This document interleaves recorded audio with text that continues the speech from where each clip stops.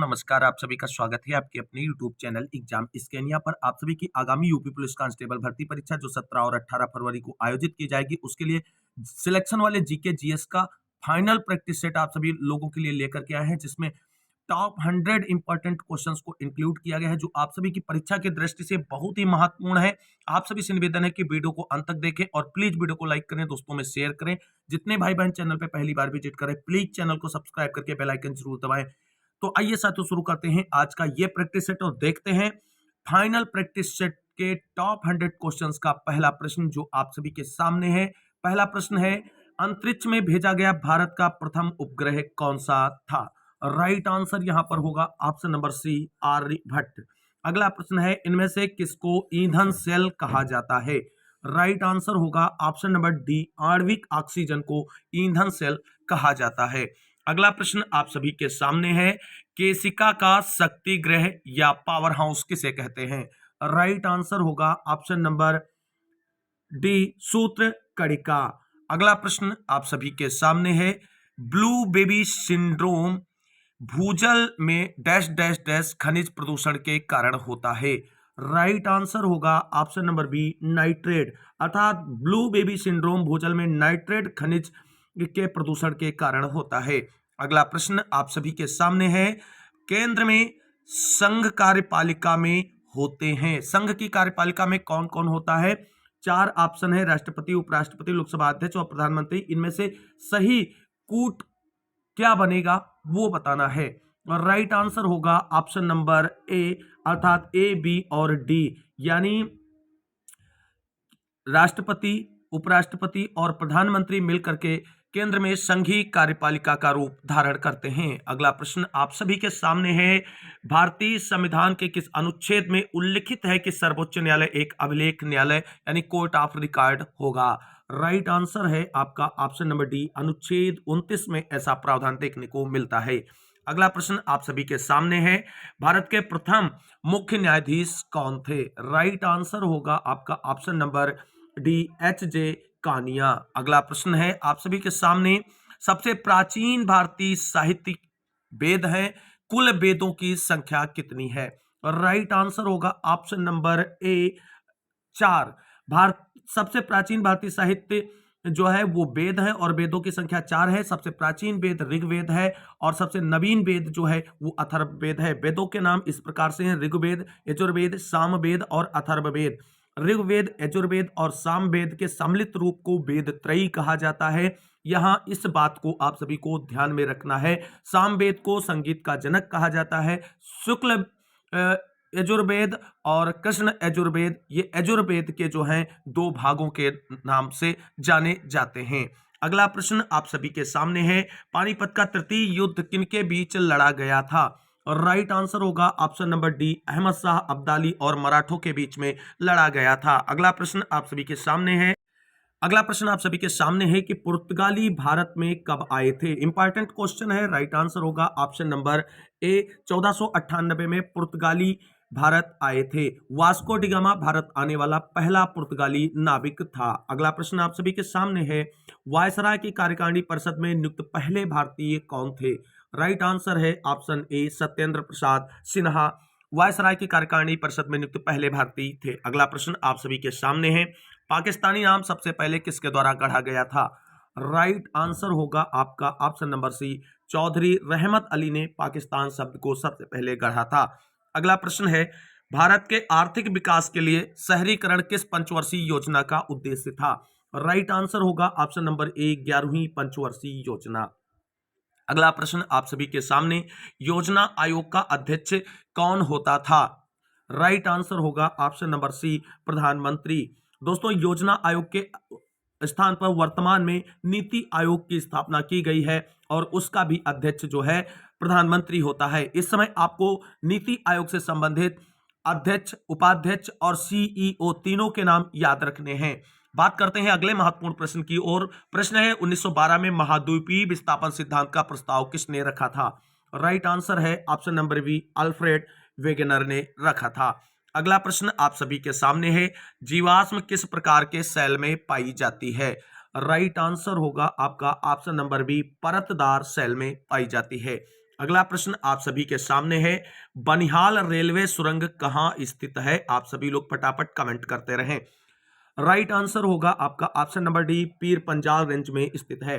अगला प्रश्न है, मोनाजाइट रेत से निकला थोरियम चट्टानों के विघटन से निर्मित है? किस प्रकार के चट्टानों के विघटन से निर्मित है यह बताना है। तो राइट आंसर होगा option number D, pre Cambrian चट्टानों के विघटन से निर्मित है मोनाजाइट रेत से निकलने वाला थोरियम। अगला प्रश्न दोस्तों आप सभी के सामने है, भारत में निम्नलिखित में से कौन सा शहर कर्क रेखा के सबसे दूर है? राइट आंसर है ऑप्शन नंबर डी, भुवनेश्वर।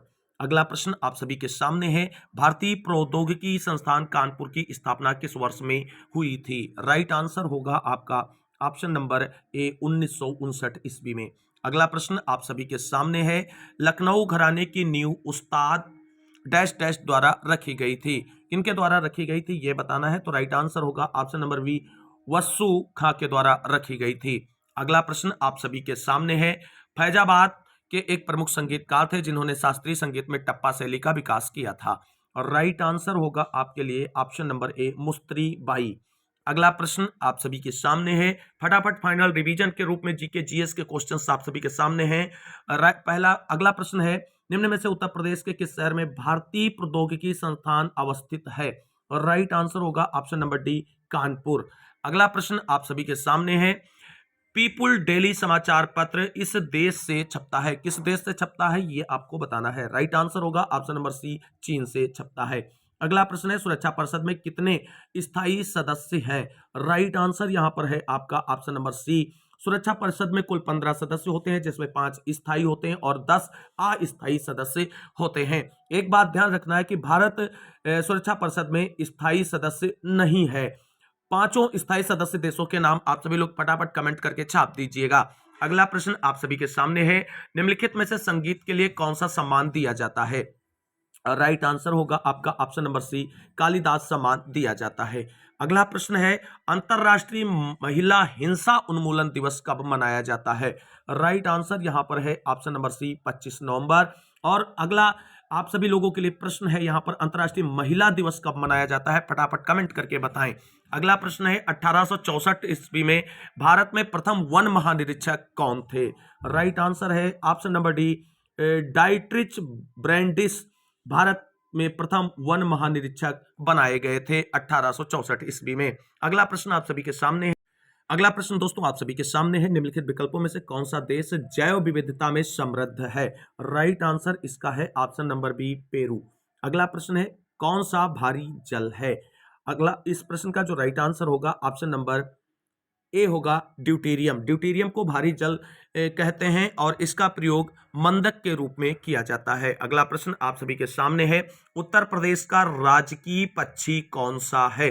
बताना है। बहुत सरल क्वेश्चन आप सभी के सामने आ चुका है। Right answer option number B होगा, सारस, और इसे क्रॉन्च के नाम से भी जाना जाता है। उत्तर प्रदेश का राजकीय पुष्प जो है वो पलाश या टेसू है, राजकीय पक्षी सारस हो गया, और आप राजकीय वृक्ष अशोक हो गया। इन चीजों को ध्यान रखना। और उत्तर प्रदेश के राजकीय चिन्ह में मछली, धनुष, तीर बना हुआ है, यह भी आपको ध्यान में रखना है। अगला प्रश्न है, यूपी की प्रमुखतम तिलहनी फसल कौन सी है? राइट आंसर होगा आपका ऑप्शन नंबर सी, राई तथा सरसों। अगला प्रश्न है, गीडा है, गीडा क्या है ये आप सभी को बताना है।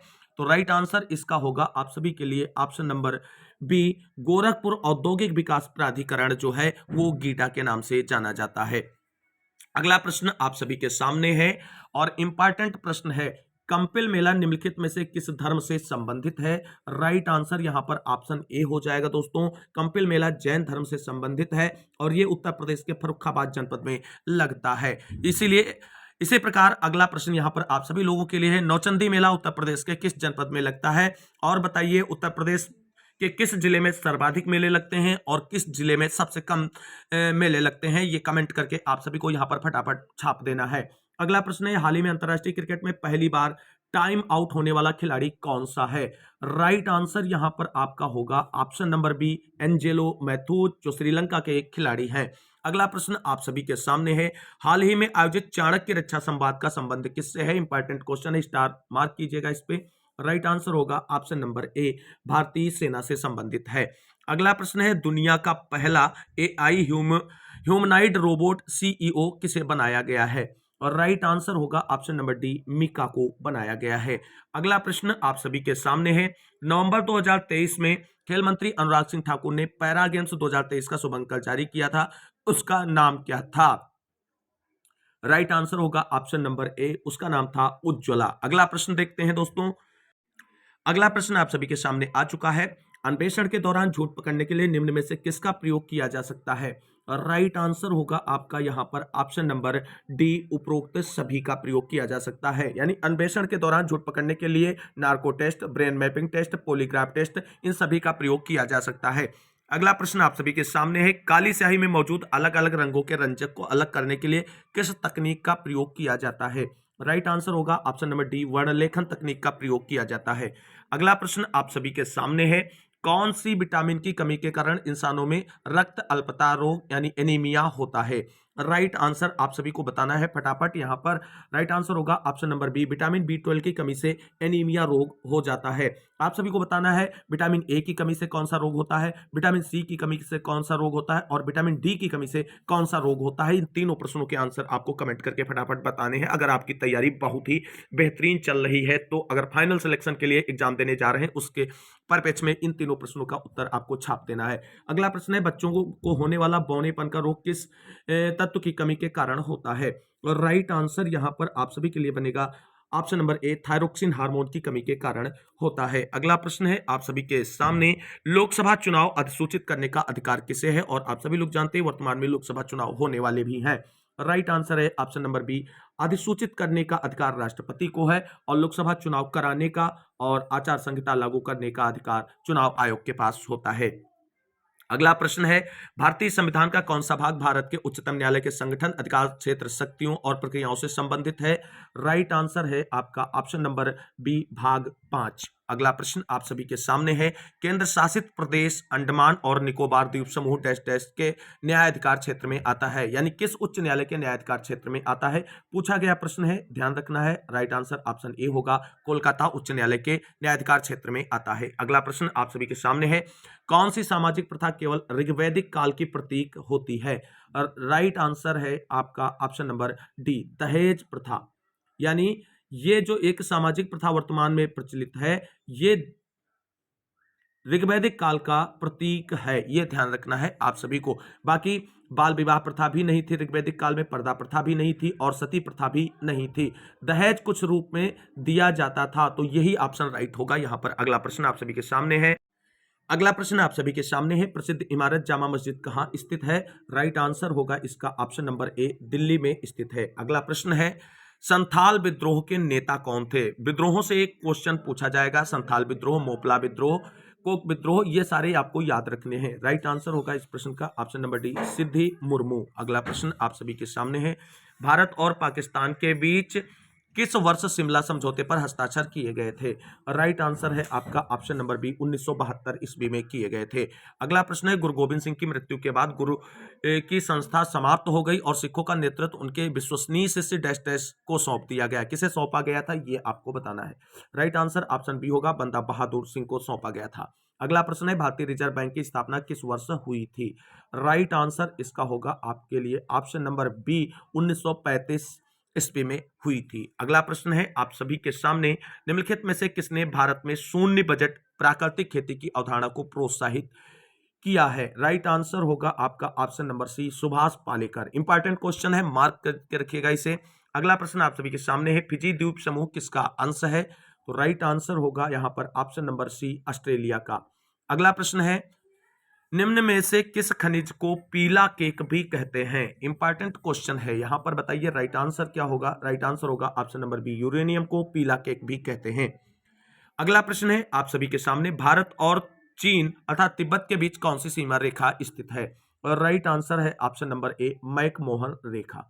अगला प्रश्न आप सभी के सामने है। कालाकोट थर्मल पावर स्टेशन किस भारतीय राज्य में स्थित है? राइट आंसर इसका होगा ऑप्शन नंबर डी, जम्मू और कश्मीर में स्थित है। और अब ये एक राज्य ना होकर के केंद्र शासित प्रदेश है, ये चीज आपको ध्यान रखना है। अगला प्रश्न आप सभी के सामने है।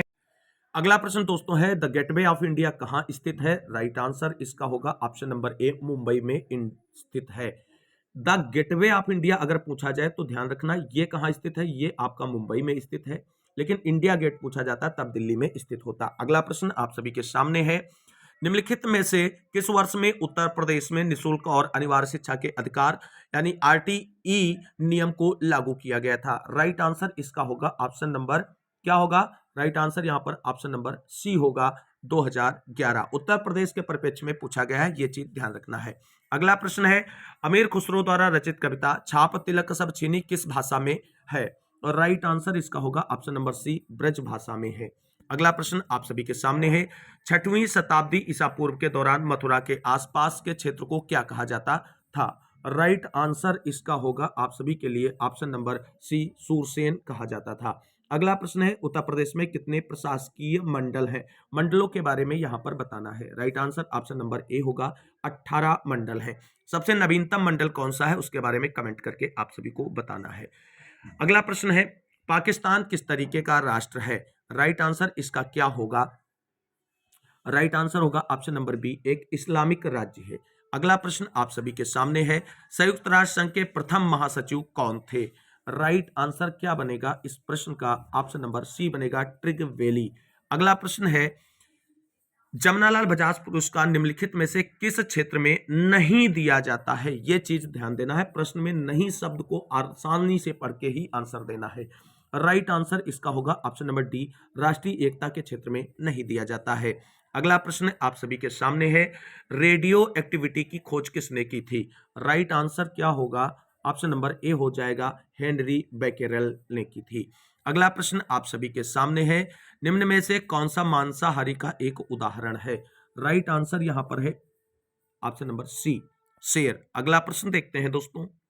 अगला प्रश्न दोस्तों आप सभी के सामने है, निम्नलिखित दक्षिणी अमेरिकी राष्ट्रों में से किसमें दक्षिणी अमेरिकी क्षेत्र का सबसे बड़ा वन क्षेत्र है? तो राइट आंसर इसका होगा ऑप्शन नंबर बी, ब्राजील में। अगला प्रश्न है, पलायन वेग किसे कहते हैं? इंपॉर्टेंट क्वेश्चन है। राइट आंसर इसका होगा ऑप्शन नंबर बी, वह वेग है जिससे उपग्रह पृथ्वी की गुरुत्वीय शक्ति से बाहर निकल जाए। अगला प्रश्न है, निम्नलिखित में से उत्तर प्रदेश का कौन सा जनपद नेपाल के साथ सीमा साझा नहीं करता है? राइट आंसर इसका होगा आप सभी के लिए ऑप्शन नंबर सी, कुशीनगर। अगला प्रश्न आप सभी के सामने है, उत्तर प्रदेश में खरीफ की फसल की बुआई होती है, कब होती है ये आप सभी को बताना है। राइट आंसर होगा ऑप्शन नंबर सी, जून जुलाई में खरीफ की फसल की बुआई होती है। अगला प्रश्न है, उत्तर प्रदेश का कौन सा नगर सुहाग नगरी कहलाता है? और राइट आंसर इसका होगा ऑप्शन नंबर डी, फिरोजाबाद। और आप सभी को बता दें, उत्तर प्रदेश के प्रमुख शहरों के उपनामों को भी याद कर लेना है, एक नंबर आपका यहां से पक्का बनने वाला है। इत्र नगरी के नाम से किस शहर को जाना जाता है? आप सभी लोग कमेंट करके फटाफट बताएं। अगला प्रश्न है, उत्तर प्रदेश में जैन एवं बौद्ध दोनों का प्रसिद्ध तीर्थ स्थल कौन सा है? राइट आंसर इसका होगा आप सभी का ऑप्शन नंबर बी, कौशाम्बी। यह प्रश्न इंपॉर्टेंट है, मार्क कर लीजिएगा, यह प्रश्न पूछा जाएगा। अगला प्रश्न है, नवंबर 2023 में विश्व के सबसे बड़े एकल साइट सौर विद्युत संयंत्र अल दाफरा का उद्घाटन किस देश में किया गया है? इसका राइट आंसर होगा ऑप्शन नंबर बी, संयुक्त अरब अमीरात में। अगला प्रश्न है, हाल ही में टैंटलम नाम की दुर्लभ धातु की खोज कहां की गई है? और राइट आंसर इसका होगा ऑप्शन नंबर सी, पंजाब में की गई है। अगला प्रश्न आप सभी के सामने है, किस भारतीय मूल के अमेरिकी को नासा इंपैक्ट प्लैनेट पुरस्कार से सम्मानित किया गया है? राइट आंसर होगा ऑप्शन नंबर सी, सुजीत राय को। अगला प्रश्न आप सभी के सामने है, दुनिया में हेलीकॉप्टर से सर्वाधिक ऊंचाई से छलांग लगाने वाली पहली महिला कौन है? राइट आंसर होगा ऑप्शन नंबर ए, शीतल महाजन। अगला प्रश्न देखते हैं दोस्तों। अगला प्रश्न आप सभी के सामने है, प्रतिध्वनि उत्पन्न होने का कारण है ध्वनि का क्या है कारण? ये आपको यहां पर बताना है। राइट आंसर है ऑप्शन नंबर सी, ध्वनि का परावर्तन जो है वो प्रतिध्वनि उत्पन्न होने का एक कारण है। अगला प्रश्न है, फलों को पकाने के लिए कौन सी गैस प्रयुक्त की जाती है? राइट आंसर होगा option number B, ethylene gas का प्रयोग किया जाता है। अगला प्रश्न आप सभी के सामने है, राइजोबियम और कुछ नील हरित शैवाल जैसे सूक्ष्म जीव जिसके कारण सूक्ष्म जीव किसके स्थिरीकरण में मदद करते हैं? प्रश्न एक बार फिर से साथियों समझिएगा, राइजोबियम और कुछ नील हरित शैवाल जैसे सूक्ष्म जीव किसके स्थिरीकरण में मदद करते हैं? Right answer option number D होगा, राइजोबियम देखते ही नाइट्रोजन समझना चाहिए। अगला प्रश्न आप सभी के सामने है, मानव शरीर का कौन सा अंग इंसुलिन पैदा करता है? राइट आंसर इसका क्या बनेगा? राइट आंसर बनेगा ऑप्शन नंबर बी, अग्न्याशय। अगला प्रश्न आप सभी के सामने है, अनुसूचित जनजातियों के लिए लोकसभा में कितनी सीटें आरक्षित हैं? राइट आंसर होगा ऑप्शन नंबर बी, कुल 47 सीटें आरक्षित हैं। अगला प्रश्न आप सभी के सामने है, भारत में सर्वोच्च न्यायालय के न्यायाधीशों के लिए सेवानिवृत्ति की आयु कितनी होती है? तो राइट आंसर है ऑप्शन नंबर ए, 65 वर्ष। इस समय भारत के सर्वोच्च न्यायालय में न्यायाधीशों की कुल संख्या कितनी है? आप सभी को कमेंट करके बताना है। अगला प्रश्न है, भारत में सशस्त्र बल न्यायाधिकरण की स्थापना किस वर्ष में की गई थी? राइट आंसर क्या होगा इस प्रश्न का? Right answer option number D बनेगा, 2009। अगला प्रश्न है, चारों वेदों में प्रथम वेद कौन सा है या सबसे प्राचीन वेद कौन सा है? Right answer option number A होगा, ऋग्वेद सबसे प्राचीन वेद है। अगला प्रश्न आप सभी के सामने है, भारत में रुपये का सिक्का सर्वप्रथम किसके शासन काल में प्रारंभ हुआ था? तो राइट आंसर क्या बनेगा इस प्रश्न का? राइट आंसर बनेगा option number C, Sher Shah Suri. अगला प्रश्न आप सभी के सामने है, स्वदेशी आंदोलन के दौरान अमार सुनार बांग्ला गीत किसने लिखा था? राइट आंसर होगा इस प्रश्न का option number C, Rabindranath Tagore. और वर्तमान में अमार सुनार बांग्ला ही बांग्लादेश का राष्ट्रगान है। अगला प्रश्न आप सभी के सामने है, अगला प्रश्न आप सभी के सामने है, रविन्द्रनाथ टैगोर ने निम्नलिखित में से किस देश का राष्ट्रगान लिखा है? राइट आंसर इसका ऑप्शन नंबर डी होगा, बांग्लादेश का लिखा है। और अपने देश भारत का भी इन्होंने राष्ट्रगान लिखा है। अगला प्रश्न है, रविन्द्रनाथ टैगोर ने अपनी नाइटहुड की उपाधि डैश डैश के विरोध में छोड़ दिया था? किसके विरोध में छोड़ दिया था? तो राइट आंसर ऑप्शन बी होगा, जलियांवाला बाग नरसंहार के विरोध में छोड़ दिया था। अगला प्रश्न आप सभी के सामने है, एग मार्क क्या है? ये हमने कहा था एग मार्क, इको मार्क, ये सब याद रखना है। राइट आंसर है ऑप्शन नंबर सी, खाद्य वस्तुओं के लिए गुणवत्ता आश्वासन मुहर से संबंधित है। अगला प्रश्न है, भारत के कौन से राज्य में सबसे अधिक सिंचित क्षेत्र हैं? Right answer option number B होगा, उत्तर प्रदेश। अगला प्रश्न आप सभी के सामने, तप्त द्वीप शब्द नीचे दिए गए विकल्पों में से किससे संबंधित है? राइट आंसर होगा ऑप्शन नंबर सी, उष्ण महानगर से संबंधित है। अगला प्रश्न है, हिंद महासागर कृत्रिम रूप से किस नहर के माध्यम से भूमध्य सागर से जुड़ा हुआ है? Right answer option number A होगा, सुएज नहर। अगला प्रश्न है, एक स्थानांतरण खेती वेबर किस भारतीय राज्य में प्रचलित है? राइट आंसर होगा आपका option number A, Madhya Pradesh में। अगला प्रश्न आप सभी के सामने है, निम्न में से कौन सी मृदा कपास की खेती के लिए उपयुक्त होती है? इसका राइट आंसर होगा ऑप्शन नंबर सी, काली मिट्टी। अगला प्रश्न है, भारत के किस राज्य को चीनी का कटोरा कहा जाता है? राइट आंसर होगा आपका option number A, Uttar Pradesh को चीनी का कटोरा कहा जाता है। अगला प्रश्न आप सभी के सामने है, अगला प्रश्न यहाँ पर दोस्तों है, उत्तर प्रदेश में सबसे अधिक बोली जाने वाली हिंदी और निम्नलिखित में से कौन सी भाषा है? राइट आंसर इसका बनेगा option number A, Urdu. Urdu को कब राजकीय भाषा के रूप में मान्यता प्रदान की गई उत्तर प्रदेश में? इसके बारे में आपको कमेंट करके बताना है। अगला प्रश्न है, फिरोजाबाद में 200 वर्षों से भी अधिक समय से का उत्पादन किया जा रहा है? किसका उत्पादन किया जा रहा है? तो आपको बता दें, कांच की चूड़ियों का उत्पादन किया जा रहा है। अगला प्रश्न है, प्रसिद्ध सूफी संत शेख सलीम चिश्ती की दरगाह उत्तर प्रदेश के किस जिले में स्थित है? राइट आंसर होगा option number C, Fatehpur Sikri में स्थित है। अगला प्रश्न है, निम्न सांस्कृतिक कार्यक्रमों में से कौन सा एक उत्तर प्रदेश की विशेषता नहीं है?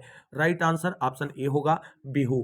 बिहू असम राज्य से संबंधित है, न कि उत्तर प्रदेश से। अगला प्रश्न है, प्रति वर्ष डैश डैश द्वारा मानव विकास रिपोर्ट यानी एचडीआर प्रकाशित की जाती है? किसके द्वारा प्रकाशित की जाती है? तो राइट आंसर होगा ऑप्शन नंबर डी, संयुक्त राष्ट्र विकास कार्यक्रम के द्वारा प्रकाशित की जाती है। अगला प्रश्न है, संयुक्त राष्ट्र का चार्टर कहां बनाया गया था? राइट आंसर होगा आपका option number C, San Francisco में। अगला प्रश्न है, बीडी गोयनका पुरस्कार किस क्षेत्र से संबंधित है? राइट आंसर है आप सभी का ऑप्शन नंबर डी, पत्रकारिता के क्षेत्र से संबंधित है। अगला प्रश्न है आप सभी के सामने, AK-47 राइफल का आविष्कार किसके द्वारा किया गया था? राइट आंसर होगा option number C, Mikhail Kalashnikov के द्वारा किया गया था। अगला प्रश्न आप सभी के सामने है, पशुओं के प्रति क्रूरता रोकथाम अधिनियम को वर्ष में अधिनियमित किया गया था? किस वर्ष अधिनियमित किया गया था, यह बताना है। तो राइट आंसर होगा ऑप्शन नंबर सी, 1960 में अधिनियमित किया गया था। अगला प्रश्न यहां पर आप सभी के सामने है कि हरित गृह प्रभाव किस गैस के अधिक मात्रा में होने से बढ़ता है? राइट आंसर होगा आपका option number A, carbon dioxide की वजह से। अगला प्रश्न देखते हैं, अगला प्रश्न यहाँ पर आप सभी के सामने है, तारापुर में भारत का प्रथम परमाणु रिएक्टर स्थापित किया गया, उसका नाम क्या था?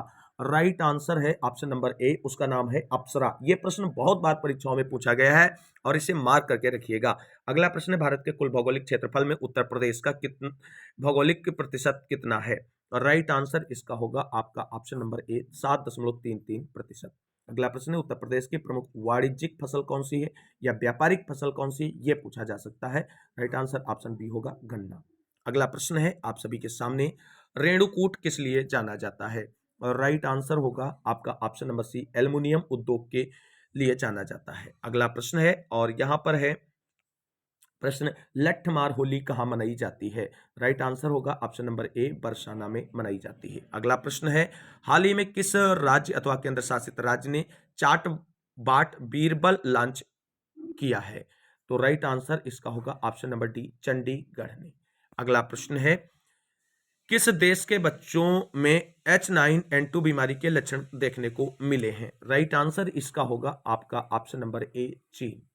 अगला प्रश्न है, हाल ही में फातिमा बीबी का निधन हो गया, उनके विषय में कौन सा कथन सही नहीं है? जो सही नहीं है वो बताना है। राइट आंसर इसका है ऑप्शन नंबर बी, वह उच्चतम न्यायालय की पहली महिला मुख्य न्यायाधीश थी। ये कथन सही नहीं है, बाकी सारी चीजें सही हैं। तो दोस्तों, फाइनल जीके जीएस का प्रैक्टिस सेट जो चल रहा है, जिसका पहला पार्ट ये है और अगला पार्ट कल आएगा 100 इंपॉर्टेंट क्वेश्चंस का। और इस पहले फाइनल जीके जीएस के प्रैक्टिस सेट का पार्ट 1 के 100 क्वेश्चंस का अंतिम प्रश्न आप सभी के सामने है और बताइए इस प्रश्न का राइट आंसर क्या बनने वाला है। प्रश्न है, किस देश ने भारत में अपने राजनयिक मिशन को बंद करने की घोषणा की है? राइट आंसर हो जाएगा ऑप्शन नंबर ए, अफगानिस्तान। तो दोस्तों, ये था सिलेक्शन वाले जीके जीएस का फाइनल और इंपॉर्टेंट प्रैक्टिस सेट, जिसके अंतर्गत 100 महत्वपूर्ण प्रश्नों को इंक्लूड किया गया था, जो आपकी परीक्षा की दृष्टि से बहुत ही महत्वपूर्ण थे। उम्मीद करते हैं आप सभी को ये प्रैक्टिस सेट अच्छा लगा होगा। अगर प्रैक्टिस सेट अच्छा लगा है तो लाइक करें और दोस्तों में शेयर कर दीजिए। अगर चैनल को सब्सक्राइब नहीं किया तो चैनल को सब्सक्राइब करके बेल आइकन जरूर दबा लीजिए। आज की इस वीडियो में बस इतना ही, मिलते हैं अगली वीडियो में, तब तक के लिए सभी साथियों को जय हिंद, जय भारत, वंदे मातरम।